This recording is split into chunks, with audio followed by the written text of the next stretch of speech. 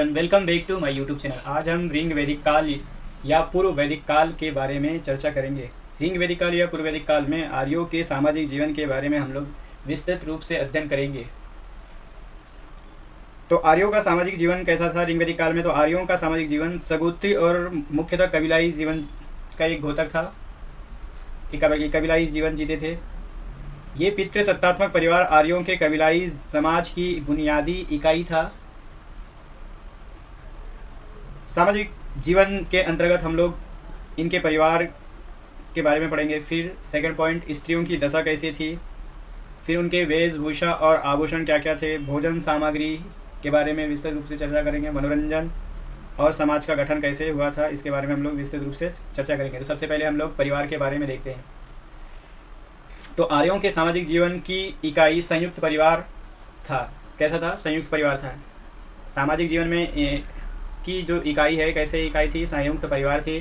संयुक्त परिवार में पति पत्नी, माता पिता, भाई बहन, पुत्र पुत्री इत्यादि रहते थे।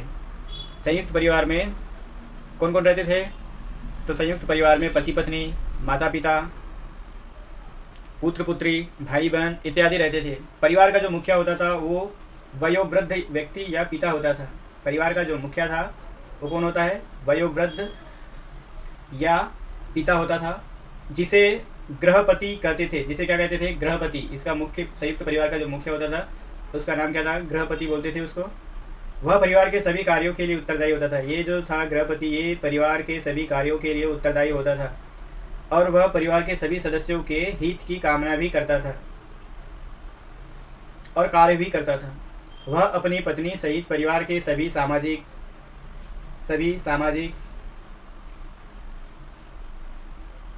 सांस्कृतिक और धार्मिक कार्यों को पूर्ण करता था। नेक्स्ट पॉइंट है स्त्रियों की दशा। तो आर्यों के स्त्रियों की दशा, समाज में महिलाओं की अच्छी प्रतिष्ठा थी। समाज में महिलाओं की अच्छी प्रतिष्ठा थी। बौद्धिक, आध्यात्मिक और सामाजिक जीवन में महिलाओं को वही प्रतिष्ठा और सम्मान भी दिया जाता था, प्राप्त था, जो कि पुरुषों को था। धार्मिक कार्यों, सामाजिक उत्सव और समारोह में वे पुरुष के साथ समान आसन ग्रहण करती थी। इस टाइम पुत्र के समान कन्याओं की शिक्षा की ओर भी ध्यान दिया जाता था। पुत्र के समान एजुकेशन दिया जाता था। उन्हें गृहस्थ जीवन के सभी कार्यों में दक्ष भी किया जाता था। वे ऊंची से ऊंची शिक्षा प्राप्त करती थी महिलाएं। विश्वभारा घोषा, अपाला, लोकमुद्रा, सिक्ता, निवावुरी आदि विदुषी स्त्रियों ने तो वेदों के कई मंत्रों की भी रचना भी की थी। उनके नैतिक सदाचार का स्तर भी ऊंचा था। पर्दा प्रथा, सती प्रथा का प्रचलन नहीं था। यहाँ पे पर्दा प्रथा भी नहीं था और सती प्रथा का भी प्रचलन नहीं था। रिंग वैदिक काल में पर्दा प्रथा और सती प्रथा नहीं था। ठीक है, पर्दा प्रथा और सती प्रथा, ये दोनों प्रथाएं नहीं थी यहाँ पे। स्त्रियों को बाहर निकलने, घूमने फिरने, आने जाने, साज श्रृंगार करने और आभूषण पहनने की पूर्ण स्वतंत्रता थी। यहाँ विवाह की बात करें तो विवाह प्रायः वयस्क होने पर ही होते थे। यहाँ पे युवतियों को अपने पति के निर्वाचन में पूर्ण स्वतंत्रता थी। माता पिता की अनुमति से भी कन्याएं अपना जीवन साथी चुनती थी। पाणी ग्रहण संस्कार वधू के माता पिता के घर पर ही होता था। वधू के माता पिता के घर पर होता था लग्न का कार्यक्रम। साधारणतः एक पत्नी रखने की ही प्रथा थी, परंतु राजाओं, उच्च धनी और प्रतिष्ठित मनुष्यों में बहुपत्नी प्रथा प्रचलित थी। यहाँ पे जो उच्च कुल के लोग रहते थे, धनी लोग और प्रतिष्ठित लोग, एक से ज़्यादा पत्नी रख सकते थे। यद्यपि विधवा के पुनर्विवाह की अनुमति नहीं थी। विधवा के पुनर्विवाह की अनुमति नहीं थी इस टाइम, पर यह सामान्य नियम नहीं था। बाल विवाह, वृद्ध विवाह और दहेज की प्रथा भी नहीं थी यहाँ पे। कभी कभी अंतरजातीय विवाह भी होते थे, जो भी हो रहे हैं। नेक्स्ट पॉइंट, वेशभूषा और आभूषण। सामाजिक स्थिति में उनकी वेशभूषा कैसी थी और आभूषण। तो आर्यों की वेशभूषा में 3 वस्त्र होते थे। कितने वस्त्र होते थे? 3 वस्त्र होते थे। पहला अधोवस्त्र, जिसको हम लोग नीवी, जो नीचे पहना जाता था। दूसरा था वाश या परिधान, जो शरीर पर धारण किया जाता था। अधोवस्त्र क्या था? ये नीचे पहना जाता था। वास या परिधान, वाश या परिधान, जो शरीर पर धारण किया जाता था। और तीसरा है अधिवास। तीसरा क्या है? अधिवास, जो ऊपर से दुपट्टे के समान धारण किया जाता था। 3 प्रकार के वस्त्र होते थे। अधोवस्त्र, जो कि नीचे पहना जाता था। वास या परिधान, जो शरीर पर धारण किया जाता था। और तीसरा है अधिवास, जो ऊपर से दुपट्टे के समान धारण किया जाता था। वस्त्र जो है सूत, मृगचर्म और ऊन के होते थे या बनते थे। और बहुधा वस्त्रों पर तो सोने के तारों का सुंदर कशीदा होता था। स्त्री और पुरुष दोनों ही सिर पर पगड़ी पहनते थे। दोनों ही आभूषण प्रिय थे। इन आभूषणों में जैसे स्वर्ण हार, कुंडल, कंकड़, रुक्म, गजरे, नुपुर, भुंजबंद, अंगूठी आदि मुख्य होते थे। स्त्री और पुरुष दोनों ही लंबे बाल रखते थे। महिलाएं तो अपने बालों को गूंथ कर चौड़ी वेणियां बना लेती थी और पुरुष अपने बालों को कुंडल के आकार रखते थे। नेक्स्ट पॉइंट, इनके भोजन सामग्री क्या क्या थे। तो आर्यों के भोजन में गेहूं, आर्यों के भोजन में गेहूं, जौ, चावल, दूध, दही और घी मुख्य थे। तो आर्यों के भोजन में क्या क्या था? गेहूं, जौ, चावल, दूध, दही और घी मुख्य थे। फल और तरकारियाँ तथा मांस का भी वे उपयोग करते थे। फल का भी, तरकारियों का भी और मांस का भी वो प्रयोग करते थे। विशेष अवसरों पर जैसे प्रीति भोज है, जैसे प्रीति भोज, विवाह, पारिवारिक समारोह,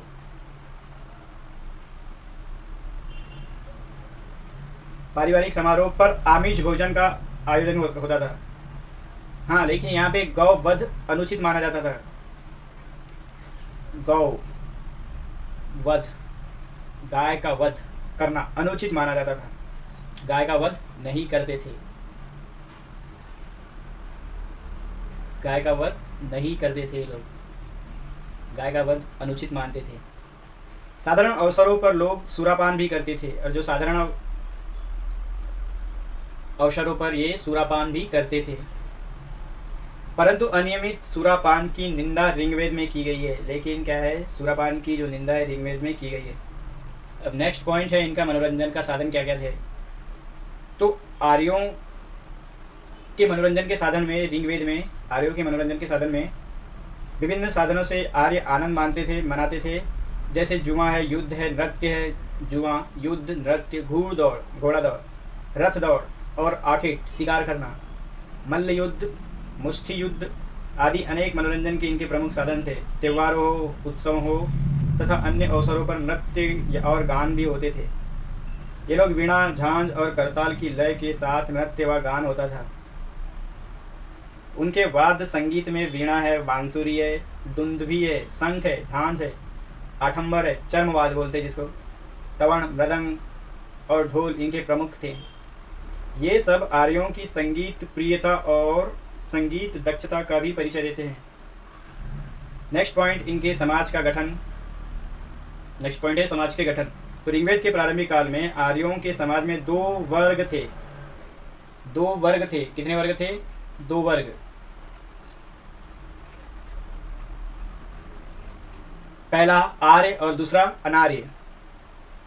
अनार्य जो थे, अनार्य भारत के मूल निवासी थे, जो अपनी शरीर रचना, संस्कृति और धर्म में आर्यों से अलग थे, भिन्न थे। आर्य जो थे गौर वर्ण के ऊंचे और लंबे कद के थे। तो अनार्य जो थे श्याम वर्ण के, छोटे और चपटी नाक वाले होते थे। आर्य क्या थे? लंबे थे, ऊंचे भी होते थे। गौर वर्ण के थे, लेकिन जो अनार्य थे वो कैसे थे? श्याम वर्ण के थे, छोटे होते थे और चपटी नाक वाले होते थे। आर्य उन्हें दास या दस्यु या असुर या शूद्र आदि कहते थे। आर्य लोग इन्हें क्या क्या या तो दास बोलते थे, या दस्यु भी कहा जाता था, या असुर बोलते थे, या शूद्र इत्यादि नाम से वे लोग पुकारते थे। समय बीतता गया, कालांतर में कर्म और परिश्रम के सिद्धांत पर आर्यों के समाज में 4 वर्ण बन गए। कितने वर्ण बन गए? 4 वर्ण बन गए। युद्धों में भाग लेने वाले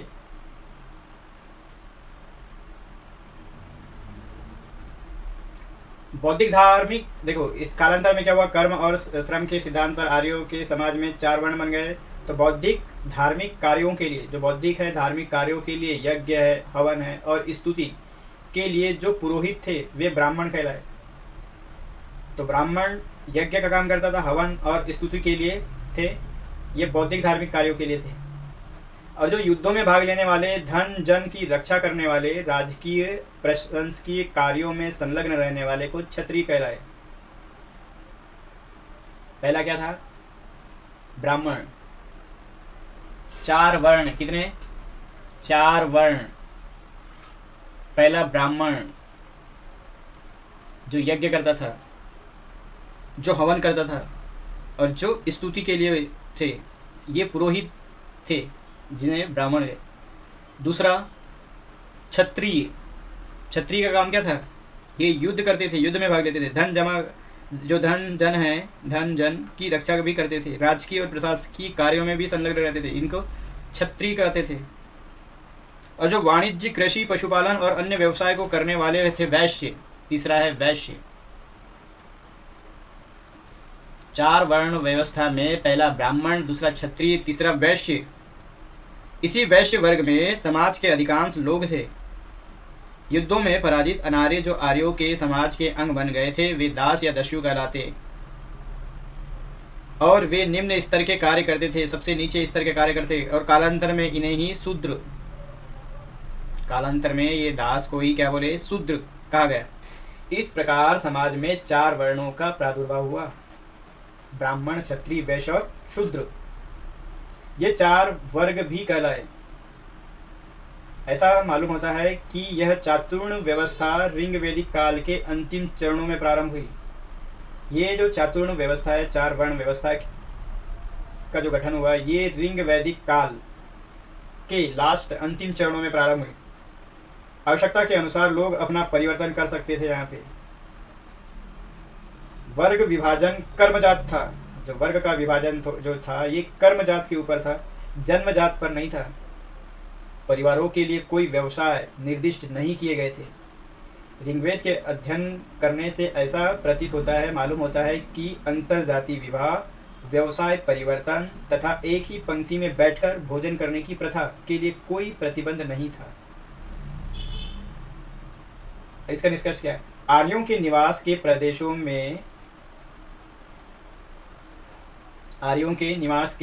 में भूमि की उर्वरता होने से, जो आर्यों के जो निवास के जो प्रदेश थे, वहाँ की भूमि की जो उर्वरता थी, उपजाऊ भूमि होने के कारण और जीविकोपार्जन के साधनों की सरलता से उपलब्धि होने से आर्यों को कठोरतम जीवन संघर्ष नहीं करना पड़ा।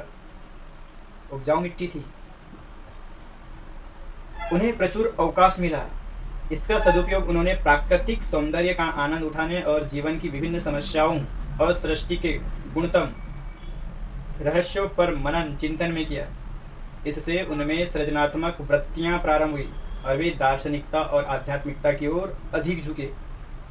वे लोग दार्शनिकता की ओर और आध्यात्मिकता की ओर और अधिक झुकने लगे। तो गाइस, आर्यों में नैतिकता की श्रेष्ठ भावना थी। अगर हम इसका निष्कर्ष निकालते हैं सामाजिक जीवन की, तो आर्यों में नैतिकता की श्रेष्ठ भावना थी। उन्होंने उन व्यक्तियों की निंदा और भर्त्सना भी की जो संपन्न होते हुए भी कठोर हृदय के थे, और उनकी प्रशंसा की है जो निर्धनों और निस्सहायों की सहायता करते थे। उन्होंने चोरों, डाकुओं और दुष्टों के नाश के लिए प्रार्थना की। उन्होंने अतिथि सत्कार को एक पवित्र कर्तव्य बतलाया। जो अतिथिगण है, उनका सत्कार करो, यह एक पवित्र कर्तव्य बतलाया। जीवन में आनंद और उल्लास की गाथाएं उन्होंने गाई। उन्होंने जीवन को स्वस्थ, मौज और मस्ती का नैतिक पूर्ण माना। उन्होंने जीवन को स्वस्थ, मौज और मस्ती करो, इसको इन्हें क्या माना? नैतिक पूर्ण माना। तो गाइस, आज हम इस वीडियो में देखे पूर्व वैदिक काल या ऋग वैदिक आर्यों का जीवन में सामाजिक जीवन के बारे में पढ़े। परिवार एक संयुक्त परिवार होता था जिसको हम निगरानी गृहपति करता था। स्त्रियों की दशा देखे हुए समान अधिकार, सम्मान, शिक्षा, स्वतंत्रता, विवाह के बारे में हम लोगों ने डिस्कस करा। फिर उनकी वेशभूषा, अधोवस्त्र, वास, अधिवास, आभूषण, केश विन्यास के बारे में भी डिस्कस करा। फिर उनके भोजन के बारे में देखे। उनके मनोरंजन के साधन क्या थे? जुआ, नृत्य, संगीत, दौड़, आर्केड इत्यादि। समाज का गठन आर्य और अनार्य थे। 4 वर्ण व्यवस्था थी। व्यवसाय परिवर्तन की छूट थी इस टाइम। तो क्वेश्चन बन सकता है, पूर्व वैदिक युग में सामाजिक जीवन पर प्रश्न लिखिए।